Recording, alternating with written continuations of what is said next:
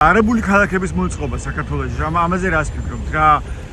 როცა ხელშეკრულება რაც გააფორმეს ინვესტორთან, არის გასაიდუმლოებული, კომერციული საიდუმლოება არისო.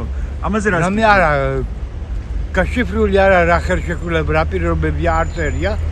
ხელშეკრულებაში კი წერია ყველაფერი, მაგრამ ვერ გავასაჯაროებთ, ვერ გაჩვენებთ, იმიტომ მე კი წერია, მაგრამ ვის სასარგებლოდ წერია, მაია საქმე. Значит, რაღაც ვერ რატომ არ ასაჯაროებენ? რაღაც значит თაღლითობას აკადგილე.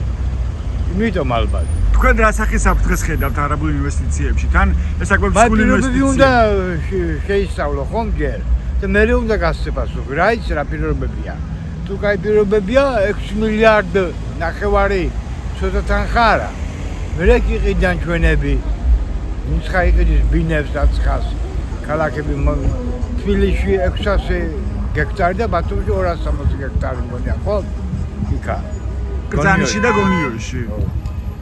რატომ არ ასაჯაროებენ? თუ რამე ნაკლი თუ არა და რამე დეფექტი თუ არა აქვს მათზე აგებლოთ. მაგრამ ვაენი არა სამხედრო ხომ არა?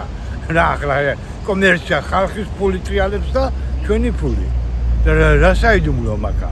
საიდუმლო სამხედრო სასხა იქნება თუ არა, მაგრამ საიდუმლო არა, საიდუმლო მათთვის არა რომ იმ ფული რაღაცა მაგ მაგას პრობლემა.